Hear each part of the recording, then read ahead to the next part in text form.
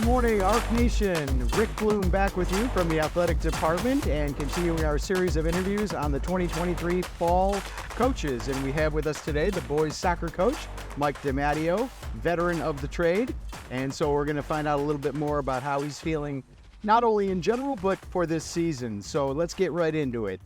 Coach, you played soccer as a player yourself, high school, college, I believe, at John Carroll. Mm-hmm. When that piece of your life was kind of over and you thought, well, I think I want to coach, what was it like that first year for you? How did you know you wanted to do that? So obviously I played at Brush too. So my coach at Brush, I think, was a big influence on where I am today. He's in the Hall of Fame here at Brush, and he kind of got me involved my senior year coaching with the Select Youth Program. So I kind of continued that connection when I was also in college, and coaching 10-year-olds, 12-year-olds, and then my first year teaching, I was the assistant varsity coach, and eventually I became the head girls coach here. And then after that coach left the boys, I became the head boys coach. So obviously, with the number of years you've put in, obviously that was a great choice, right? Yes. I mean, you love what you do. Yes, definitely. Okay. So if you could tell our audience and myself what you think makes for a good coach in soccer. I think the big thing is just caring about the kids and trying to be there for their best interests. I do it not necessarily for wins or losses. I do it because I generally enjoy the student athletes that I coach here. And, if that part of it isn't there, then, there's really no point in coaching. So I said, I really enjoy the camaraderie that I have with the team. And I said, as long as they're good kids and stuff like that, I'll continue to do it. All right. What would you label as maybe a couple of strengths that you bring to this team, this school and community as a coach? Well, I think obviously you talked about, being a coach for a while now. I think this is my close to being probably 20th head coaching experience, because I said I was with the girls for a few years, and this is, I think, my 12th year with the boys. And just, knowing the game of soccer and trying to teach our young kids that. We do have a young team. We only have 3 seniors. Most of our group is sophomores and juniors, so we'll have them again next year. We're trying to build the skills and their fitness to be ready to play not only this year but next year as well. Okay. So from year to year, obviously you have to adjust to the teams. The teams change from year to year. But do you have an overall coaching philosophy that you try to stick by no matter what season it is? Well, I think one of the things that we try to do is we try to be fit. And, obviously we have the Arc Fit down at Brush here. That's a benefit to us. Obviously we have the great facilities. But putting teams under pressure to try to create turnovers. Soccer games mostly are won on other teams' mistakes. They're not necessarily won on great goals and individual play. So, as a team, if we could pressure and create turnovers and try to score goals that way, I think that makes us a better team because of it. I asked you some of the attributes of a good soccer coach. What about flipping that a little bit? What do you look for in a really fine soccer player?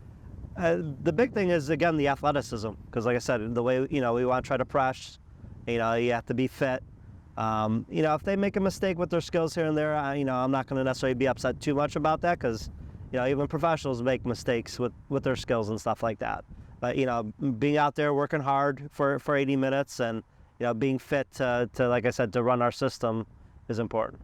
And how do you cultivate team unity, especially in an era when we've got so many diverse personalities and you got to try to bring all those kids together for a common goal? I think that's, I think for the most part, I think that's been pretty good for us. I think the kids generally get along. We try to make it fun at practice at times so that they enjoy coming to practice. We try to pick captains that can kind of help with that and, not get on players, but get them, be a more positive way too. Don't bring kids down when they talk to the kids. So as a coaching staff, we got to be careful who we pick a captains that, someone's that can to relay those messages to the players. Because it's one thing also coming from us, but when the captains do it or other players do it, if they do it more in a positive way and not in a negative, I think that really helps the team build their camaraderie. Now that you've been around a lot, as far as years in the game, from maybe year one to today, have you seen changes in the game, coaching the game itself, or is it pretty much the same as when you started? I think it's for the most part the same type of game. Obviously I think the biggest thing is there's a lot more clubs and stuff where kids play year round. And, our program isn't really built around the year-round soccer players. We have kids that play baseball and do other sports like that, which is fine. But, we're running against some of the teams that do have, 15, 16 guys that play year-round. It's sometimes a little bit harder to compete against those type of teams. Do you have certain tactics you use to motivate players? Let's say they're going through a 2 or 3 game losing streak, or I don't know, they're just dragging out on the practice field. Are there things that you utilize to motivate them? Well, like I said, I think trying to make practices fun for them, especially if we're not doing well, make them want to come up here. But like when we make it fun, it's also doing stuff to help us improve our game as well. So like there's like little drills, like little games that we play with them to try to, like I said, make it fun for them to want to come to practice and to work hard, and especially if we aren't playing well, but also to build those skills by making it fun for them to enjoy it. Okay. Let's shift gears a little bit. We are on the verge of opening a brand new season. In fact, the opener was last night. Yes. So as we talk about this season, can you give us, and I know it's early, but can you give us an overall view of what you see in this team and maybe who will lead this team? Like I said, I think we're very young. So, I said we only have 3 seniors.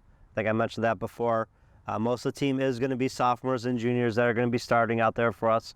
So, not only like look at this year to try to build positive things, but, carry that over next year that we could be even more competitive next year by doing good things this year. So I like the way we played in the first half of our opener. It was a little disappointing the way we played in the second half. I thought we could have done a little bit better. But like this week's a big week for us. We play Monday, Thursday, and Saturday. I think it's 3 very winnable games for us if we play like we're capable of playing. And not trying to single anybody out, but do you have some leaders that, naturally you are going to rely on and the team will rely on? So right now we picked a junior for our captain, Noah Boyd. He's played very well for us. He's a junior, and he's grown up playing with the select program when he was in the youth. So he's done some good things out there for us and been a good leader. Barry Anderson's kind of taken a step forward here to play goalie for us because we haven't seen the goalie that played for us last year, hasn't come to practice yet. He's been out of the country in Jamaica, so Barry Anderson, like I said, stepping up and taking that leadership in the back with the goalie. And then we had a student moved in from Haiti who is probably going to be our goal scorer this year. His name's Stefan Forge, and we expect good things out of him as well. Excellent. So I have a question now, unique to your situation, as opposed to a pro coach. You need to balance and make sure these kids are doing what they need to do academically as well as athletically. How do you approach that dynamic? Well, I think for the most part, that if kids are falling behind in school, they'll come see me. We'll set up study tables before school or even after school if we need to. A little harder after school because that's when we practice. We only have the field a certain amount of time, so I try to bring them in before school. But as a team, we've been Ohio Scholar athlete team for the last 20 plus years, even before I was that coach. So our team has maintained a 3.0 GPA in the state of Ohio. We get rewarded for it every year, and right now I think we're on track to do that again this year. So for the most part, our grades have been pretty good in our program. Okay. All right, Arc Nation, you've had a chance to learn a little bit about Coach DiMatteo, the 2023 boys soccer team. We hope you come on out here to Corb and support this team. They're fun to watch. Coach, thank you very much. Thank you for having us. All right.